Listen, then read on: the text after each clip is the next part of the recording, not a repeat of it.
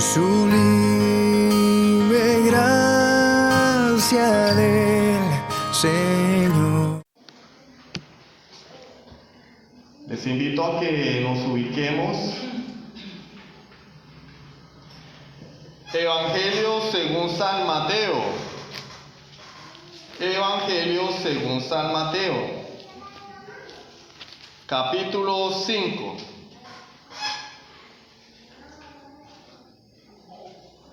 Evangelio según San Mateo, capítulo 5.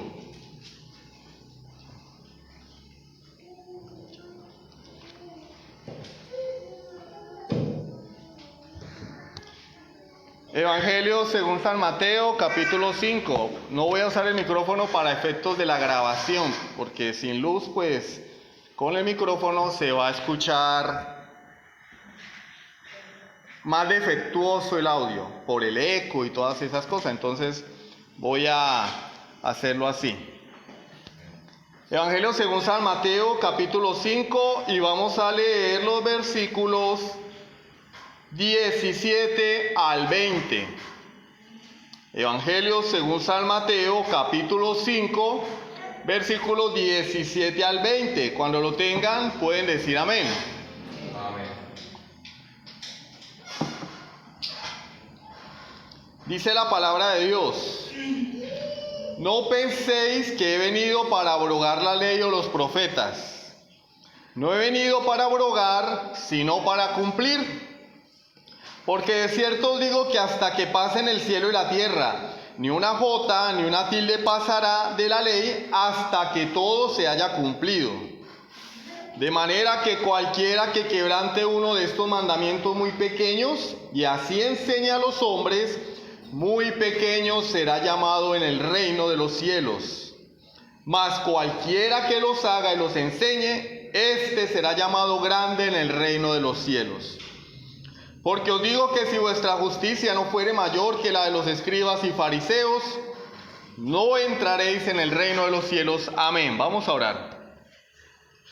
Padre Celestial, te damos gracias en esta mañana de tu día, el día del Señor, el primer día de la semana que tú nos has regalado para que seamos bendecidos de forma corporativa como iglesia a través de tu palabra y para rendirte culto. Gracias, Dios, por este privilegio de estar aquí reunidos y por el honor que tenemos de poder oír tus mandamientos, tus estatutos, tus decretos, tu consejo eterno, Señor, a través del Evangelio. Habla nuestras vidas, Dios mío. Edifícanos, Señor, porque te lo pedimos en el nombre de Jesucristo. Amén. ¿Qué hemos visto hasta ahora respecto a este tema de la ley? Bueno, que Cristo armoniza completamente con la ley, como él mismo lo dice en el versículo 17. Yo no vine a abrogar, yo no vine a deshacer, yo no vine a destruir la ley. No he venido a abrogar, sino a cumplir. Pero esa ley del Señor no solamente se cumplió en Cristo. Dijo él mismo que hasta que no pasen el cielo y la tierra, no pasará ni una tilde ni una jota de la ley hasta que todo sea cumplido. Es decir, la ley de Dios se cumple a cabalidad a lo largo de la historia, no solamente en Cristo, porque aún hay algunas profecías que no se han cumplido, y de la misma manera en nosotros los creyentes debe cumplirse la ley de Dios. Porque esa ley revelada en el Antiguo Testamento es una especie de profecía. Es la historia del pacto. Y nosotros como pueblo del pacto estamos llamados a guardar esa constitución de Dios. Jesús no cumplió la ley únicamente porque la obedeció, sino porque transforma nuestra comprensión de la misma. No solamente cumplió la ley para hacernos salvos, Él cumplió la ley para darnos una visión más correcta de lo que es la ley de Dios, de lo que ésta representa y cuáles son los principios que están detrás de esa ley, su verdadero significado y profundidad. El creyente, a través de la palabra, debería entender realmente lo que es la ley de Dios. No verla como un conjunto de reglas que debo cumplir. Un conjunto de normas que estoy obligado a guardar. No, el creyente debería entender cuál es el verdadero propósito de la ley en su vida.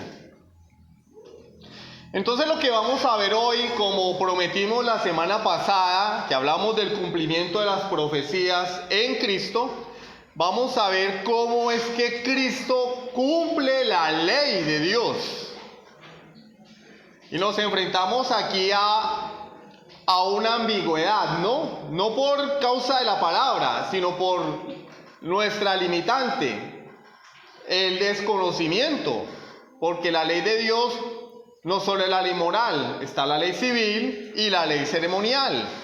Entonces lo que vamos a ver hoy es a qué se refiere la Biblia cuando dice que Cristo cumplió la ley, para de esa manera nosotros saber qué nos concierne a nosotros de esa ley. Entonces el título de la predicación de hoy es El fin de la ley. El fin de la ley. Y vamos a ver 3 puntos. En primer lugar, las diversas leyes del Antiguo Testamento. En segundo lugar, Cristo es el fin de la ley. Y en tercer y último lugar, a manera de aplicación, los beneficios de la ley en Cristo Jesús. Entonces vamos por el comienzo. Las diversas leyes del Antiguo Testamento. Bueno, la ley del Antiguo Testamento se ha dividido en categorías, pues que no las divide la Biblia. Es decir, no vamos a encontrar en la Biblia que un texto que diga la ley de Jehová se divide en 3 categorías. No lo vamos a encontrar. Esas categorías se han llevado a cabo para que el creyente pueda tener un entendimiento mejor de la ley, que pueda comprender la naturaleza de la ley de Dios y de esa manera determinar cuáles de estas leyes el creyente está llamado, el creyente del nuevo pacto está llamado a cumplir. Sí, porque pues no falta el que diga, hermano, pero eso no está en la Biblia, esas categorías no están en la Biblia explícitamente, pero sí están implícitamente allí contenidas. Y lo que han hecho los estudiosos de la palabra a lo largo de la historia es expresar esas categorías. Entonces tenemos 3 categorías. A, la ley civil.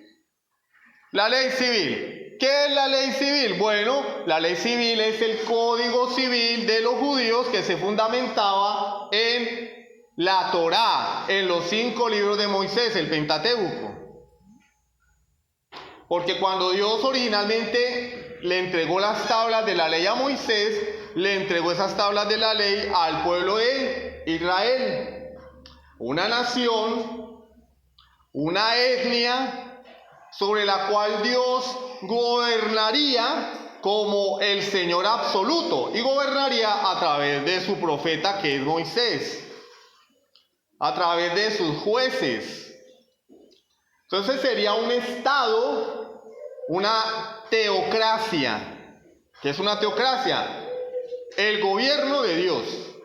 Eso es una teocracia. El Estado israelita era una teocracia. Y a ese Estado le fue entregado la constitución del reino, los 10 mandamientos. Y muchas estipulaciones específicas que se derivaban de los 10 mandamientos. Y esas estipulaciones corresponden al Código Civil Judío o la ley civil. Posteriormente, cuando Jesús entra en escena, el Estado judío, que ya no era Israel, sino era solamente la tribu de Judá y la tribu de Benjamín, que correspondían a la provincia de Judea, estaban bajo el dominio de Roma. Sin embargo, Roma no pretendía usurpar el poder. Ellos permitían que el poder civil siguiera gobernando. Claro, obviamente bajo el control de Roma. Entonces, al poder civil judío, que era una teocracia, que también era el poder religioso, le fue permitido continuar gobernando a la provincia de Judea. De manera que Roma no se metía en asuntos de religión, cultura, costumbres. A ellos no les interesaba eso. Por eso llega el momento donde Pilato envía a Jesús, ¿a quién? Al sumo sacerdote. Porque él dice, esto no es asunto mío, esto es asunto de ustedes, de sus costumbres. Júzguenlo ustedes. El cuerpo legislativo responsable de ejercer esta autoridad era el Sanedrín, o concilio, que era un grupo de personas importantes de los judíos, 71 personas de lo más honorable de Israel. Y sobre ellos recaía la responsabilidad de gobernar al pueblo en asuntos de religión y en asuntos civiles. Era como una corte suprema que se encargaba de regular todos los asuntos de costumbres, tradiciones y leyes judías. Roma no se metía en eso. Había un gobierno judío sujeto a Roma. Esa es la ley civil. Eso de ojo por ojo y diente por diente es la ley civil. Eso de apedrear al hijo que deshonraba al padre, eso es la ley civil. Eso de matar a los adúlteros a piedra era ley civil. Roma no se metía en esos asuntos. Solamente eran competencia del Estado judío. Que recordemos, vuelvo y repito, que era una teocracia. Teocracia, es decir, el poder civil y el poder religioso estaban concentrados en un mismo ente, en este caso el Sanedrín. En segundo lugar, o B, la ley ceremonial. Entonces tenemos con la ley ceremonial los rituales, los sacrificios, el tabernáculo, el templo, los sacerdotes, las fiestas judías, Pascua, Pentecostés, tabernáculos, primicias, semanas, expiación, trompetas. Todo eso constituye la ley ceremonial. Se centraba en el santuario y todos los servicios que allí se llevaban a cabo, que estaban diseñados con un propósito, no eran un fin en sí mismos. El propósito era revelar al Mesías y su plan de salvación. De manera que a través de estas ceremonias, los llamados por Dios veían ¿a quién? Al Mesías. Digo los llamados, porque los que no eran llamados por Dios, pues no veían absolutamente nada. Venían, era un ritual que debían cumplir. Una norma.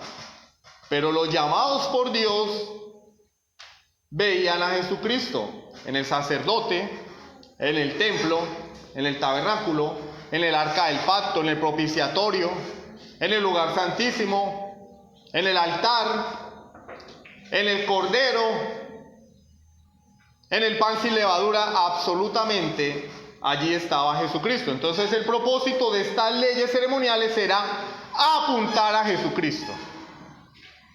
Mostrarle al pueblo de una forma parcial quién era Jesucristo. Ahora bien, ¿por qué no todos lo veían? Pues porque así como Dios se revela hoy a través de su palabra a quien Él quiere, en ese mismo momento, en ese tiempo, en esa edad, Dios se revelaba a través de estos rituales, sacrificios, ceremonias a quien Él quería. Hoy vemos a Cristo a través de un libro. En aquel entonces veían a Cristo a través de un cordero, a través de un sacerdote, etc. Al fin y al cabo, la revelación es de Dios y es soberana. Estas leyes eran mini profecías de Cristo y de su obra definitiva de expiación por los pecados de su pueblo. Y en tercer lugar, la ley moral de Dios. ¿Qué es la ley moral de Dios? Bueno, es el decálogo, los 10 mandamientos que le fueron dados a Moisés en 2 tablas de piedra. ¿Qué nos enseñan estos 10 mandamientos? Revelan el carácter santo de Dios. Y en el Nuevo Testamento los seguimos teniendo vigentes para aquellos que dicen que el Nuevo Testamento no tiene nada que ver con la ley de Dios, con la ley moral del Antiguo Pacto. ¿Han oído hablar de la ley del amor? Hoy tenemos personas que por lo general son antinomianas, pero es una contradicción, porque ellos dicen, no, la ley del Antiguo Pacto ya caducó, ya fue abolida, hoy rige la ley del amor. Bueno, vamos a ver en qué consiste la ley del amor. Vamos a la Biblia. Mateo 22, 37 al 40. Mateo 22, 37 al 40.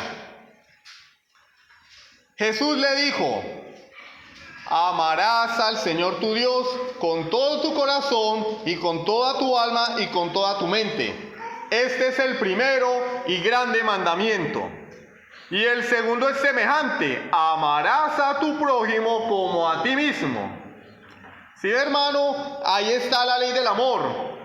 Versículo 40. De estos 2 mandamientos depende toda la ley y los profetas. Es decir, que esta ley del amor sintetiza el decálogo. Es decir, por otro lado, el decálogo viene siendo un análisis de la ley del amor. Es la ley del amor desglosada en 10 normas que Dios nos dio. 4 primeras que se resumen o se compilan en amarás al Señor tu Dios de todo tu corazón, con toda tu alma y con todas tus fuerzas. Los 4 primeros mandamientos que ustedes ya se lo saben. Ahora, si no lo saben, deberían aprenderlos. Los niños se lo saben. Los 6 mandamientos restantes corresponden al ama a tu prójimo como a ti mismo, porque el que ama a su prójimo no le tiene envidia, no mira a su mujer. El que ama a su prójimo no le miente. El que ama a su prójimo no lo aborrece o conspira para quitarle la vida. Entonces ahí tenemos en estos 2 mandamientos del nuevo pacto que no son nada nuevo. Es el decálogo sintetizado. Para aquellos que dicen que el antiguo pacto ya caducó, la ley de Dios, la ley de Dios, el decálogo ya caducó, porque el antiguo pacto ciertamente caducó con la inauguración del nuevo. Entonces corrijo aquellos que dicen que la ley moral de Dios ha caducado. Falso de toda falsedad. Ahora bien, hay una pregunta. Hermano, ¿estas leyes están vigentes? La ley civil, la ley ceremonial, porque es que yo he visto congregaciones donde celebran algunas fiestas, sobre todo la de las primicias, porque allá es donde abunda el Villegas, la pasta, la marmaja, el dinero. De hecho, en estas fechas, hace algunas semanas, muchas congregaciones celebraron la fiesta de las primicias. Y las personas, lamentablemente, iban y le llevaban el primer sueldo del año al pastor, o la primera utilidad del año. Algunos son tan descarados que no piden la utilidad, piden la venta total. Y otros, en función de ello, queriendo ser más buenos que Dios, entregan el primer fruto de su trabajo. Digo, queriendo ser más bueno que Dios, porque esas fiestas tenían un propósito, que es lo que vamos a ver a continuación. Entonces, ¿están vigentes estas leyes? ¿Ya se cumplieron?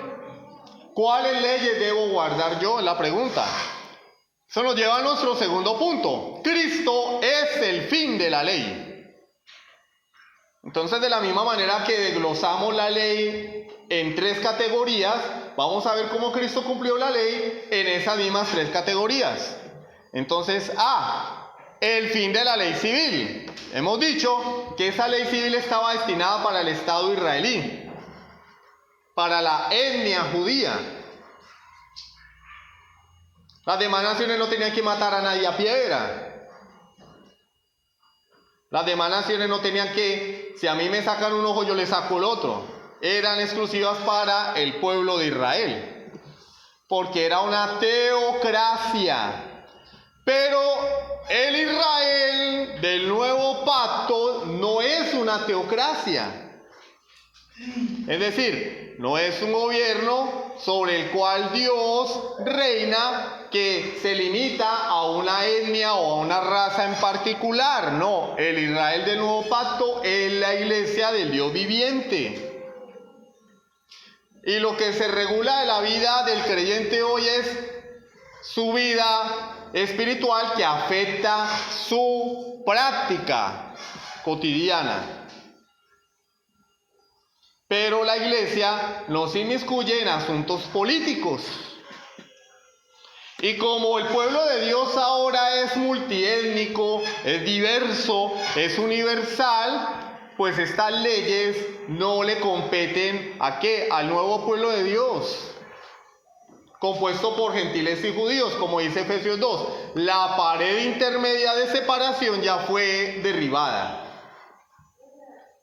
Y no vamos a leer el texto por cuestión de tiempo. Les recomiendo que lo estudien, Efesios capítulo 2. Además, Jesús al final de su ministerio nos dio luces de lo que sucedería con el pueblo judío.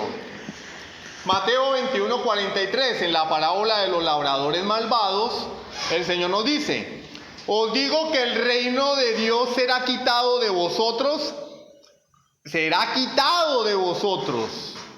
y será dado a gente que produzca los frutos de él. ¿A quién le estaba hablando Jesús? A los judíos.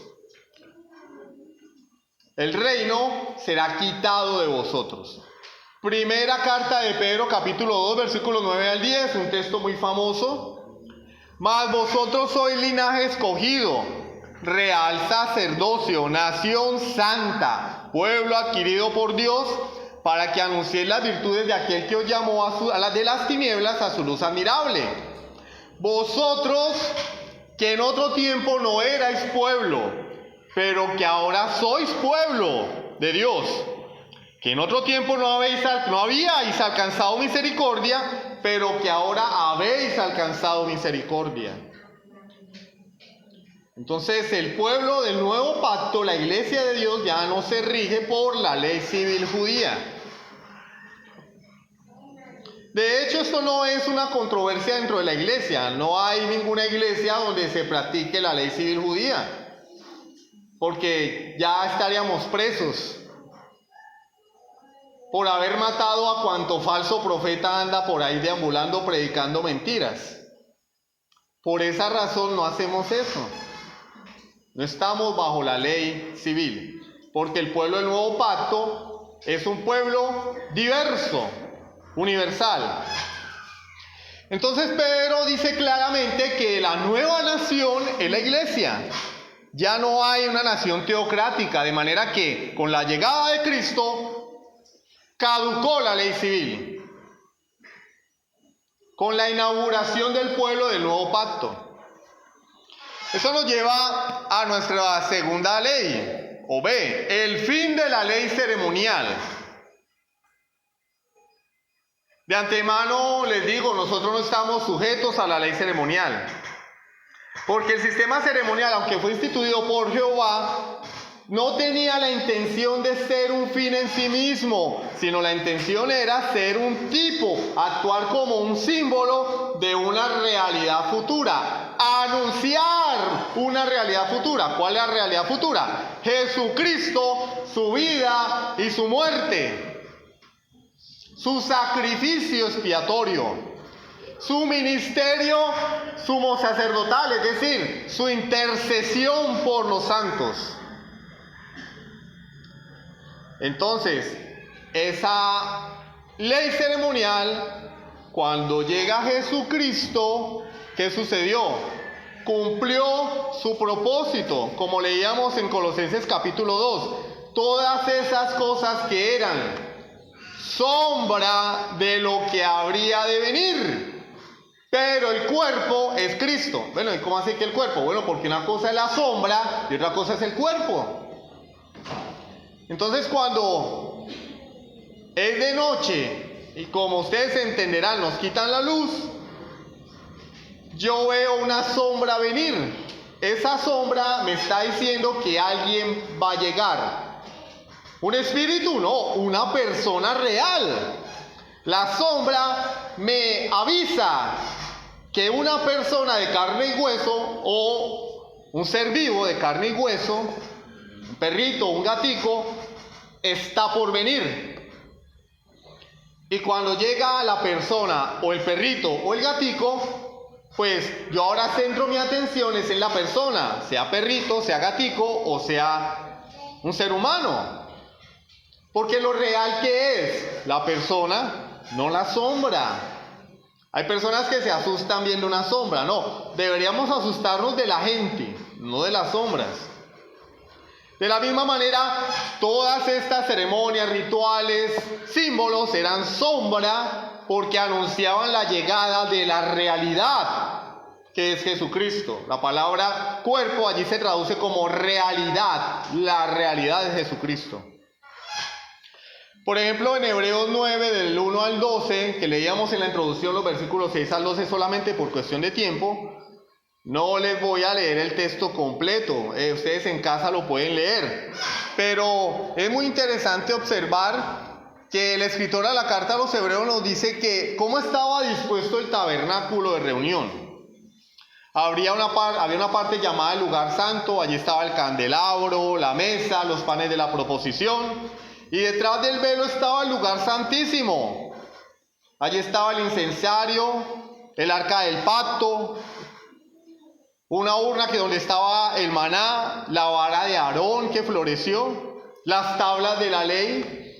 Y el único que podía entrar al lugar santísimo una vez al año para ofrecer sacrificios por el pueblo era el sumo sacerdote. Los demás servían diariamente fuera del lugar santísimo. Pero el sumo sacerdote entraba una vez al año solamente, a ofrecer sacrificio por sí mismo y a ofrecer sacrificio por el pueblo. Y el autor a los hebreos nos dice que estas cosas nos están diciendo que el camino al lugar santísimo no estaba despejado.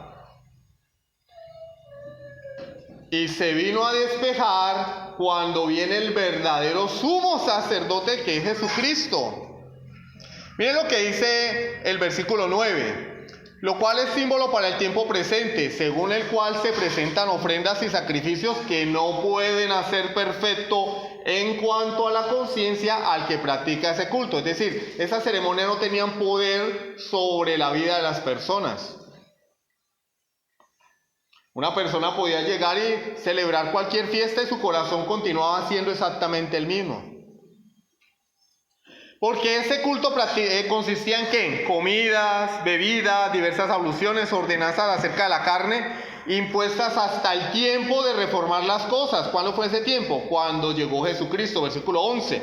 Pero estando ya presente Cristo, sumo sacerdote de los bienes venideros, por el más amplio y más perfecto tabernáculo, no hecho de manos, es decir, no de esta creación, y no por sangre de machos cabríos ni de becerros, sino por su propia sangre, entró una vez para siempre en el lugar santísimo, habiendo obtenido eterna redención. Todos los animalitos que se sacrificaban en las fiestas solamente eran símbolos, pero no tenían poder para salvar a nadie. Solamente cubrían el pecado del pueblo durante un año y de forma temporal, no de forma perpetua. Pero anunciaban, era la sombra del sumo sacerdote perfecto que era Jesucristo, que él sí pudo entrar al lugar santísimo con todo el derecho para interceder por nosotros, habiendo obtenido eterna redención, no temporal. Por eso es que la misa es una abominación. ¿Ustedes sabían que la misa es una abominación? Es un sacrilegio, es una aberración, porque según el Concilio de Trento, la misa es el sacrificio de Jesucristo por los vivos y por los muertos. Cada vez que se oficia la misa, literalmente, según la creencia del catolicismo romano, se está sacrificando a Jesucristo por los pecados de los vivos y de los muertos. Esto es una blasfemia. Porque ¿qué hacemos con este texto? Entró una vez y para siempre para obtener eterna redención, eterno perdón, eterna salvación. Entonces, cuando alguien va a la misa y comulga, participa de la hostia y de la copa, está blasfemando contra Dios, porque Cristo ya fue sacrificado una vez y para siempre. Pero no nos quedemos allí. Cuando una persona lleva a cabo estas ceremonias del antiguo pacto con la intención de ganar el favor de Dios, está cometiendo un acto abominable delante de Dios, porque Cristo ya cumplió con esas ceremonias. Es decir, esas ceremonias encontraron su cumplimiento en Jesucristo. Y estamos haciendo lo mismo que hace el sacerdote católico cada vez que hay misa.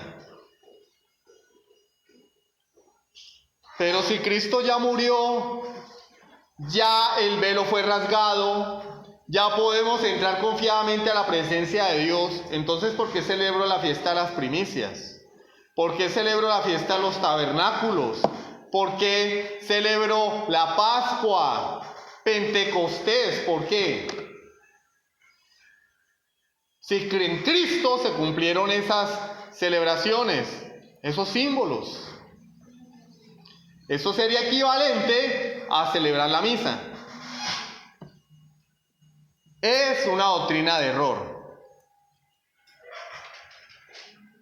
Entonces, lo que podemos ver, según la palabra de Dios, es que de una forma extraordinaria y maravillosa, Cristo, al morir en la cruz y llevar nuestro castigo por el pecado, ha cumplido todos los símbolos del Antiguo Testamento. Todos. No hay un solo símbolo del Antiguo Testamento que no se haya cumplido en Cristo. Digo símbolo. Absolutamente todo se cumplió. Por eso él pudo extender sus manos en la cruz y decir: todo se ha consumado. Consumado es. Todo se cumplió. Por eso este lugar no es el templo. Este lugar es un local. El templo de Dios es Cristo. La iglesia es el cuerpo de Cristo. Por lo tanto, la iglesia es el templo del Dios viviente.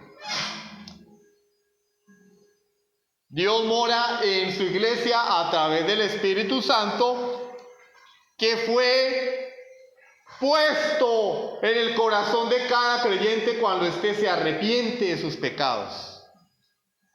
Fuimos bautizados sumergidos en Cristo. Y ahora somos parte del cuerpo universal de Cristo, la iglesia universal. Ya no hay templo. El templo de la iglesia. ¿Qué significan todas estas cosas? Los panes de la proposición, el sumo sacerdote, las vasijas, los sacrificios, las cruentas ofrendas, el tabernáculo, los ritos del templo, el altar. Todas estas cosas, ¿qué significan? No son más que símbolos, prototipos, profecías de lo que el Señor haría en forma plena y definitiva. Real, recalco, definitiva. Definitiva. Ya no hay nada más que hacer. Todo se cumplió en Cristo en cuanto a las ceremonias. Entonces hemos visto el fin de la ley civil, el fin de la ley ceremonial y la ley moral. ¿Será que ya caducó al igual que la ley civil y la ley ceremonial? Bueno, eso nos lleva a nuestro inciso C. ¿El fin de la ley moral? Pregunta. No. El cumplimiento de la ley moral es muy diferente. El fin de la ley civil, sí. El fin de la ley ceremonial, sí. El fin de la ley moral, no. El cumplimiento de la ley moral. Gálatas 4, del 4 al 5.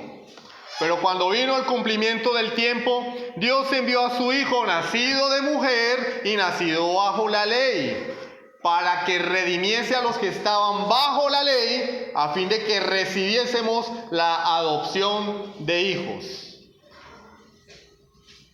Estábamos bajo la ley. Cristo vino a redimirnos de la maldición de no poder cumplir esa ley, que la Biblia la llama la maldición de la ley, no porque la ley sea maldita en sí misma, sino porque por causa del pecado el hombre no podía cumplir la ley.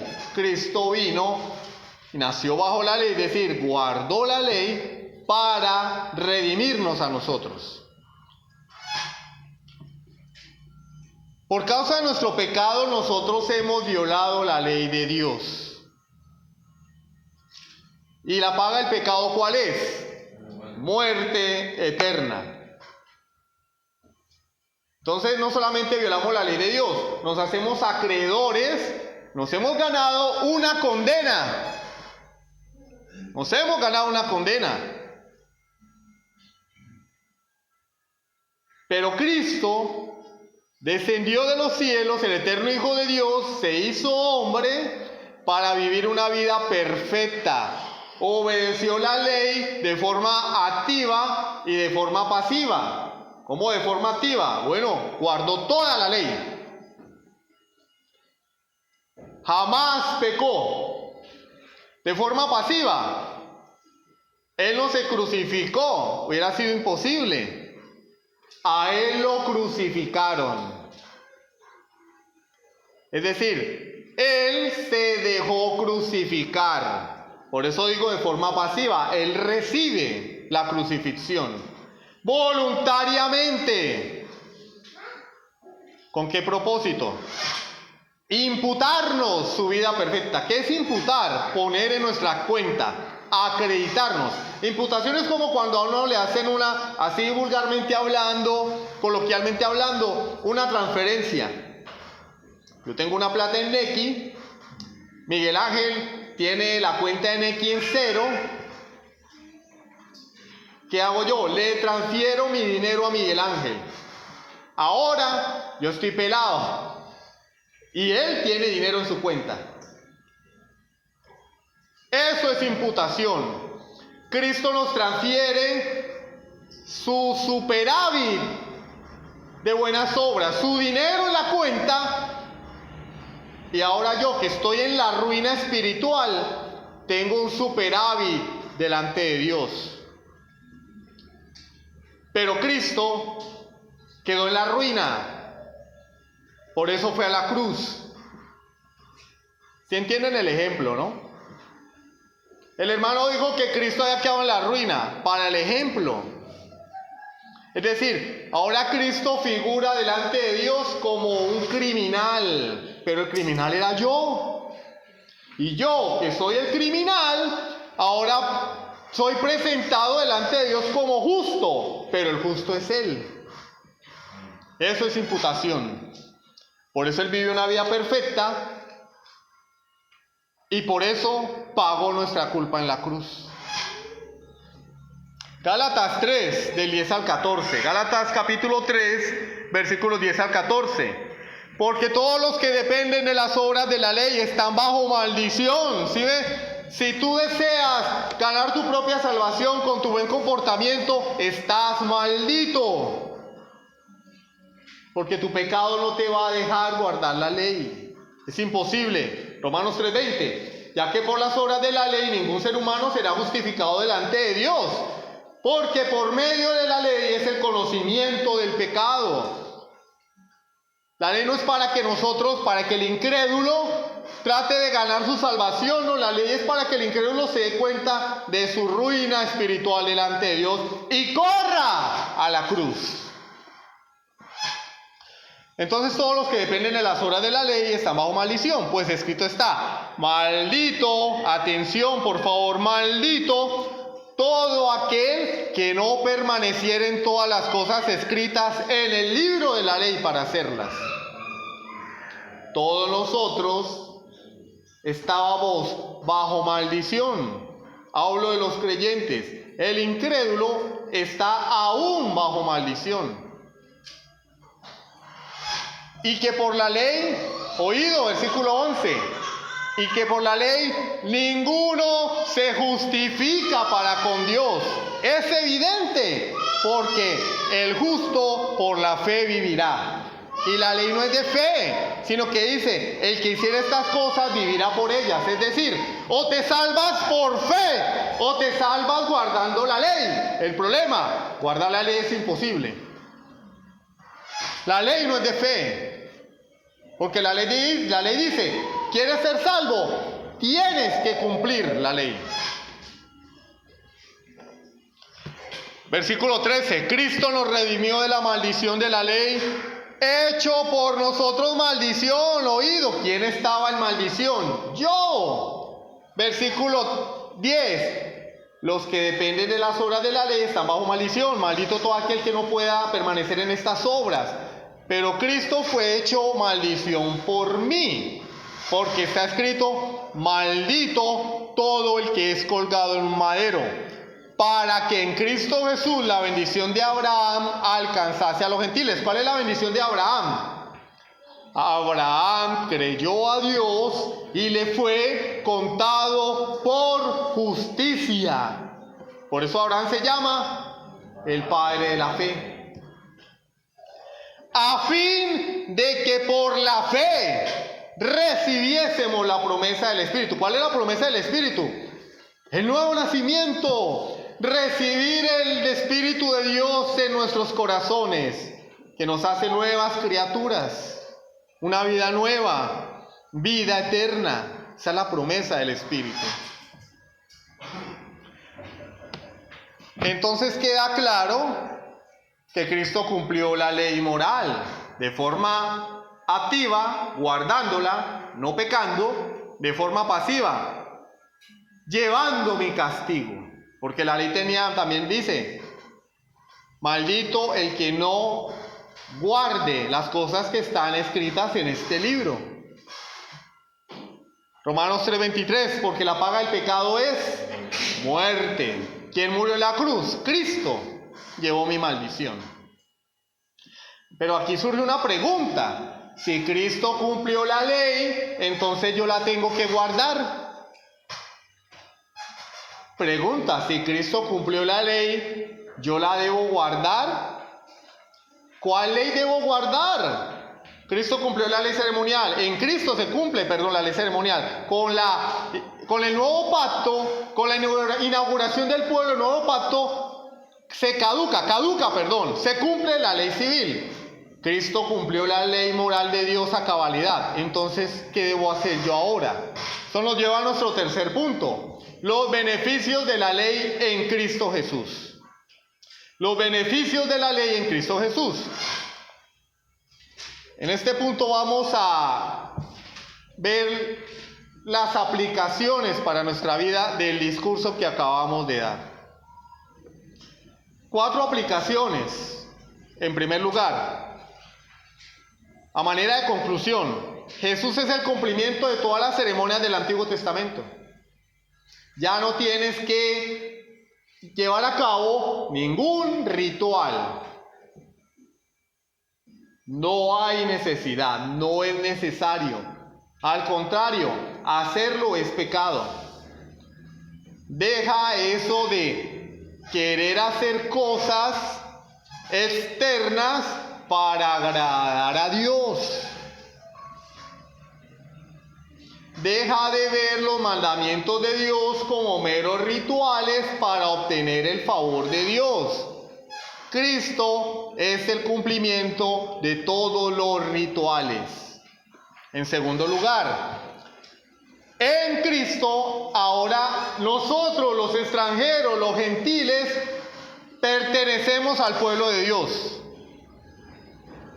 El pueblo de Dios del nuevo pacto está compuesto por creyentes sin importar, sin distinción de raza, etnia, sexo, edad, condición económica. En Cristo Jesús ya no hay hombre ni mujer, ya no hay esclavo ni libre, ya no hay judío ni gentil, ya no hay bárbaro ni letrado. Todos somos uno en Cristo Jesús. Ese es el pueblo del nuevo pacto. Por lo tanto, la ley civil ha caducado. La ley civil ha caducado.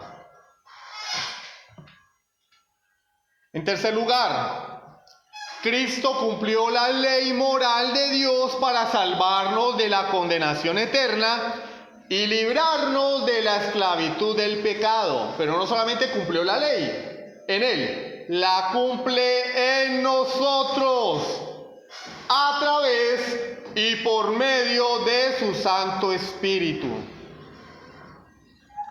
Ahora, como hijos de Dios, con una nueva naturaleza, con el Espíritu Santo morando en nosotros, podemos guardar la ley de Dios, porque la ley de Dios ya no está en tablas de piedra, está escrita en nuestros corazones.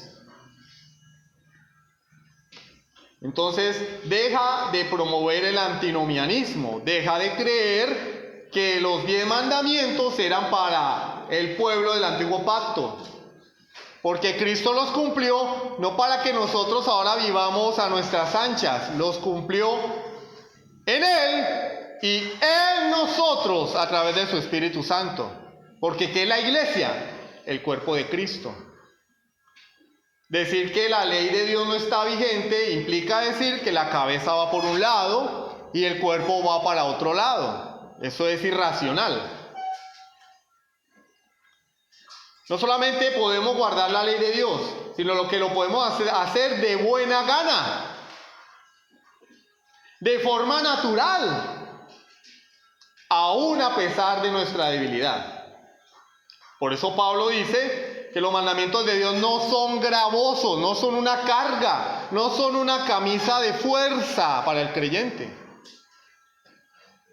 Por eso el creyente verdadero no piensa en los mandamientos de Dios como un conjunto de normas que debe, que tiene, que está obligado a cumplir.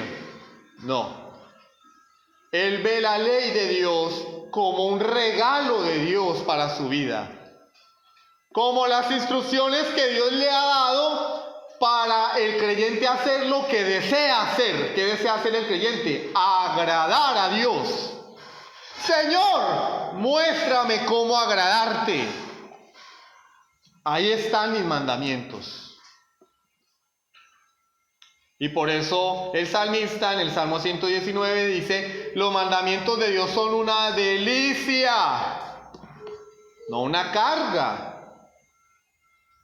Lamentablemente hoy en la iglesia moderna, por la falta de instrucción y por muchas veces la falta de presencia del Espíritu Santo, es decir, personas que no han nacido de nuevo, la vida cristiana es una carga. Venir al culto es una carga. Pero cuando el creyente entiende que venir al culto es una oportunidad para agradar a Dios, lo hace de buena gana. Anhela la llegada del domingo. Anhela reunirse con sus hermanos, porque ellos son buena gente. No, Yo me alegraré con los que dijeron, a la casa del Señor iremos, porque son mi familia, porque tienen el mismo espíritu que tengo yo, porque son hijos de mi Padre. Dice Romanos 8, del 1 al 4. Ahora pues, ninguna condenación hay para los que están en Cristo Jesús, los que no andan conforme a la carne, sino conforme al Espíritu. Aquellos que andan en el Espíritu ya no están en condenación. ¿Por qué? Porque o andas en el Espíritu o andas en la carne. Si estás en el Espíritu ya no estás en la carne. Ya no andas en la carne. No hay condenación. ¿Por qué razón? Versículo 2. Porque la ley del Espíritu de vida, en Cristo Jesús me ha librado de la ley del pecado y de la muerte. Miren, hermanos, este texto se explica solo. Por favor, prestemos atención. No hay necesidad de explicarlo. Si hacemos una lectura atenta, el texto se explica solo. Porque la ley del Espíritu de vida en Cristo Jesús me ha librado de la ley del pecado y de la muerte. Porque lo que era imposible para la ley, por cuanto era débil por la carne, Dios, enviando a su Hijo en semejanza de carne de pecado, y a causa del pecado, condenó al pecado en la carne, es decir, en su cuerpo, para que la justicia de la ley se cumpliese en nosotros. ¿Cuál justicia? Su vida justa y su condenación en la cruz. Él llevó mi culpa en la cruz, para que la justicia de la ley se cumpliese en nosotros, que no andamos conforme a la carne, sino conforme al Espíritu. Es decir, Cristo fue mi sustituto, vicario en la cruz del Calvario, para que yo ahora ande en el Espíritu y no en la carne. ¿Qué quiere decir esto en palabras más entendibles? Pues que Cristo no cumplió la ley para que yo ahora diga, ya cumplió la ley, qué chévere, voy ahora a gozar de la vida, porque la salvación es por gracia. Mire, Pablo era tan inteligente, tan sensato, que él se adelanta a sus antagonistas y él dice, a nosotros se nos acusa de decir, mire, lo dijo Pablo y lo dijo Pablo de sus enemigos, y aquellos que acusan a la iglesia reformada también lo dicen. Pablo dijo, ustedes dicen de nosotros, hagamos males para que vengan bienes. No es verdad. Capítulo 6 de Romanos, ¿qué pues diremos? ¿Perseveraremos en el pecado para que la gracia abunde? En ninguna manera. No es lo que nosotros enseñamos. Ustedes son los reformados, los de la supergracia. Ustedes son los de la supergracia, los que allá pues pura gracia y todo el mundo vive como quiera. No, la gracia no es licencia para pecar. Cristo nos redimió de la maldición del pecado, de la esclavitud del pecado, para que ahora sirvamos a la justicia. Romanos capítulo 6.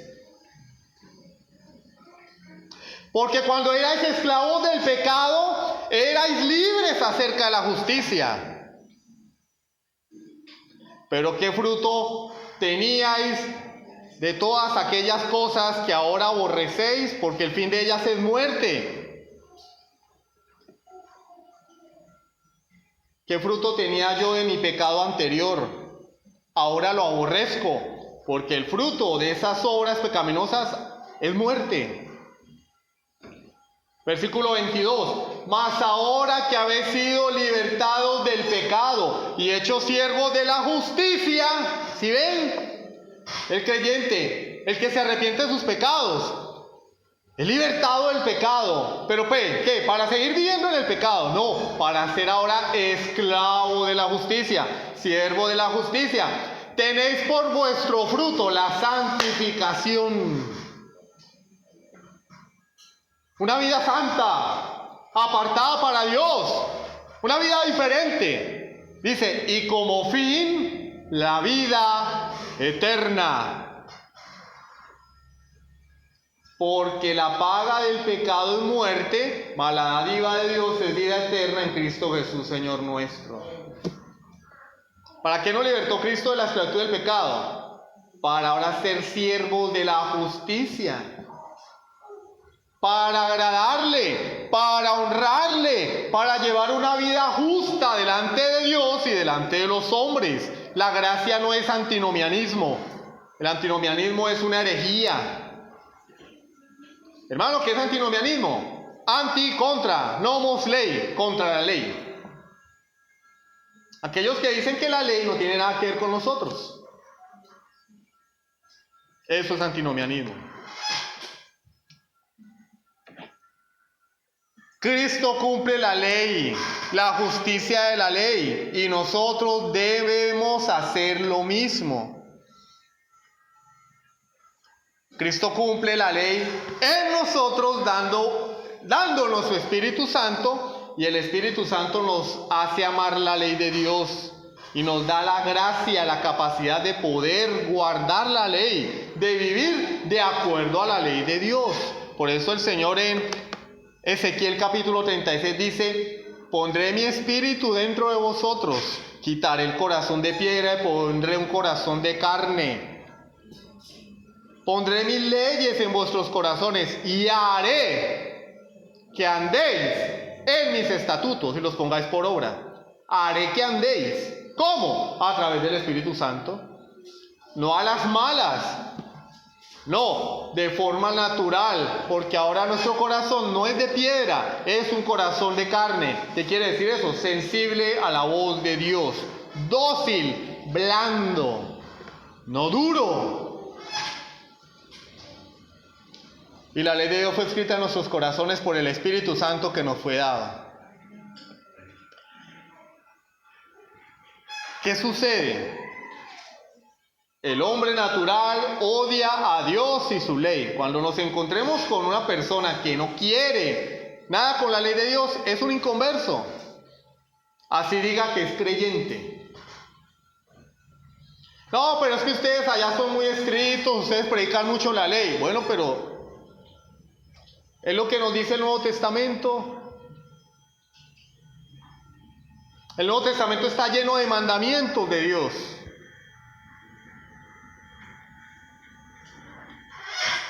El hombre natural odia la ley de Dios, odia a Dios y por ende no se sujeta a su ley. En cambio, los que hemos recibido el Espíritu Santo ya no estamos en enemistad con Dios.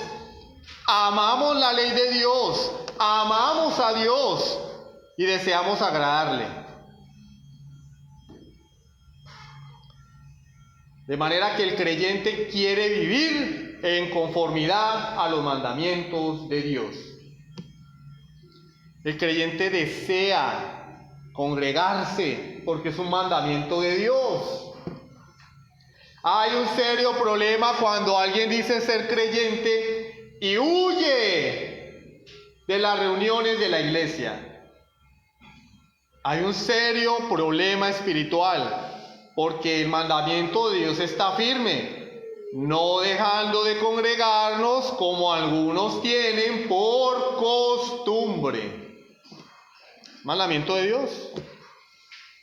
El mandamiento no es ven a la iglesia cuando puedas. No, el mandamiento es congrégate. ¿Sí ven? ¿Cómo se puede malinterpretar el mandamiento? Pero somos muy vivos, avispadísimos. Para mal nuestro, ¿no? Cuarto punto. ¿Quieres saber cómo guardar la ley de Dios? Hermano, ya usted ha hablado muy bonito de que la ley de Dios, de que hay que guardarla, pero es que eso es muy difícil. Yo tengo luchas con muchos pecados. Yo me siento mal porque yo veo la ley de Dios como algo inalcanzable, como algo que, como cristiano en el progreso del peregrino, veo el monte Sinaí como una montaña imponente que se está incendiando y que me va a caer encima. Pero la respuesta está en la palabra de Dios. Gálatas capítulo 5, versículos 22 al 24. Gálatas 5, 22 al 24. Mas el fruto del Espíritu es amor, gozo, paz, paciencia, benignidad, bondad, fe, mansedumbre, templanza o dominio propio. Dice Pablo, contra tales cosas no hay ley. ¿Qué quiere decir eso? Que el que da el fruto del Espíritu Santo ha cumplido la ley. No hay ley que lo juzgue. Es decir, el creyente que manifiesta el carácter de Cristo reflejado en el fruto del Espíritu, no tiene que preocuparse por estar guardando los 10 mandamientos de la ley de Dios. Porque la ley de Dios está sellada en su corazón y ha dado fruto en él a través del Espíritu Santo. Continúa Pablo diciendo, pero los que son de Cristo han crucificado la carne con sus pasiones y deseos. Voy a relatar una ilustración traída de la mitología griega. Quienes han leído algunos libros de mitología griega como la Odisea o la Ilíada, ustedes, o los que no la han leído, se han visto la película de Troya con Brad Pitt. El terror de las mujeres en la década de los 90 y a comienzos del 2000. Pero no vamos a hablar de Aquiles, vamos a hablar de Ulises.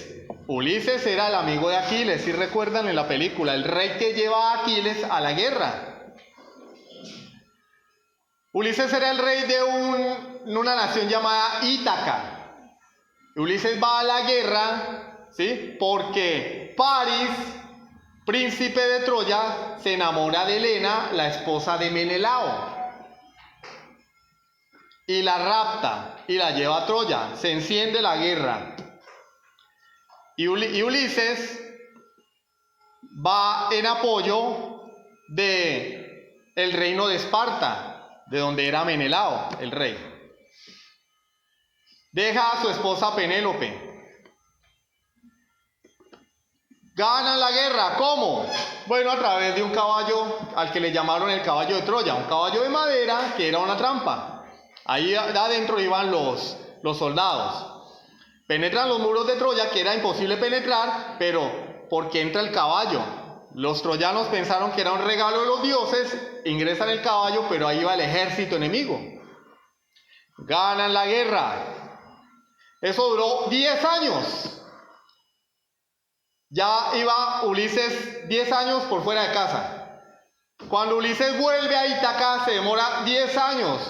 Y en el retorno a casa, pasa por la isla de las sirenas, que a nosotros nos parecen muy bonitas, pero las sirenas eran malas, eran demonios, y encantaban a los marineros con su canto celestial.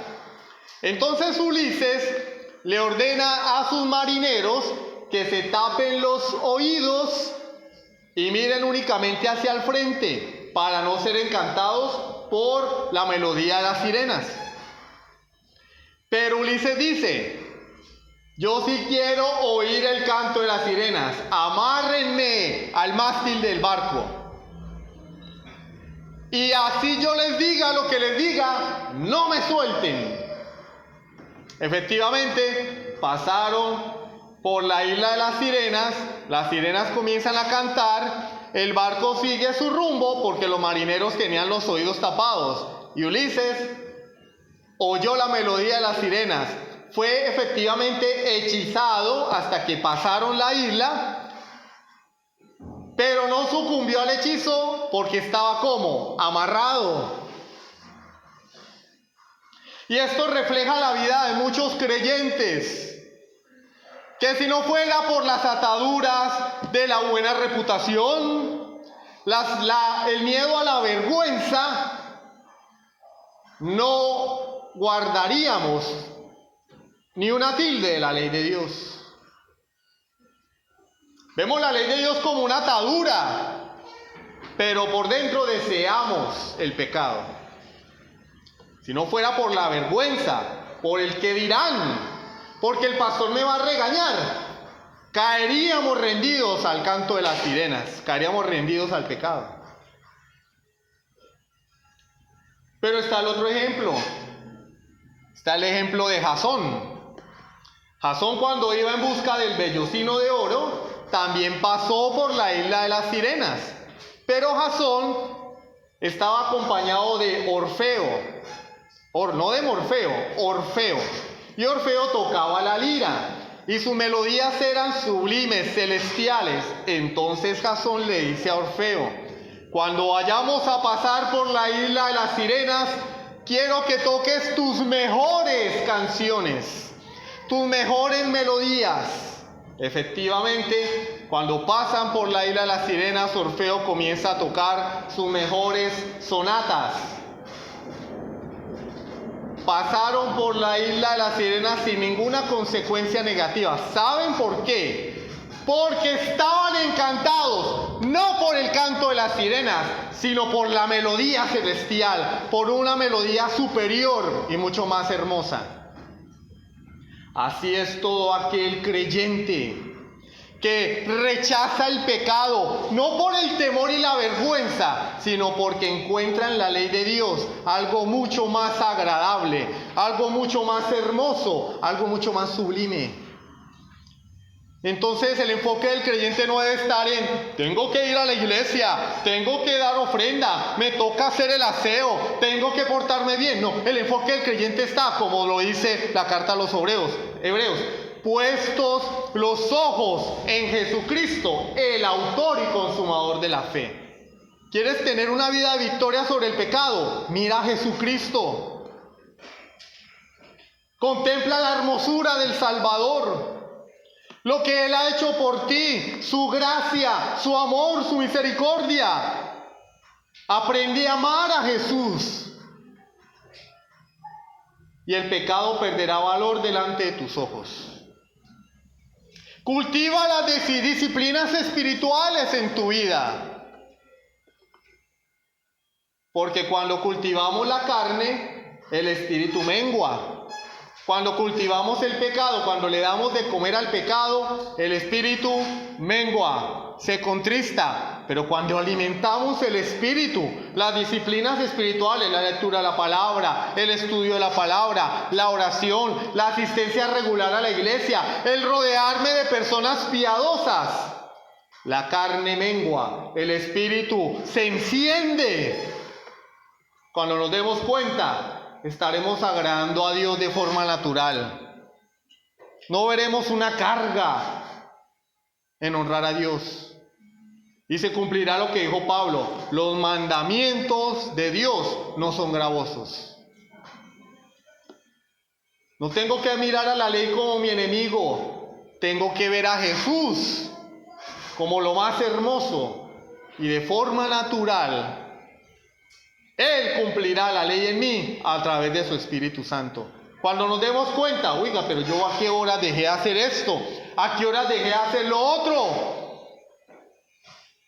Oiga, pero ahora me junto con esta gente si me parecían aburridos. Oiga, pero a qué hora me aburren tanto mis amigos del mundo, o aquellos que dicen ser creyentes y no lo son, que solamente hablan tonterías y cosas triviales. Oiga, ¿y a qué hora yo ya no quiero estar con ellos? Ahora quiero estar en la iglesia, ahora quiero rodearme de hermanos espirituales. Porque has puesto tu mirada en Jesucristo.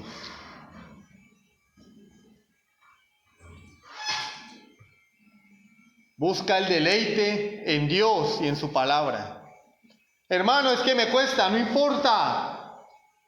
Esmérate, persevera. ¿O acaso no hemos escuchado que la práctica hace al maestro? La Biblia dice en Gálatas capítulo 5 que el espíritu se opone a la carne para que no hagamos lo que queremos hacer.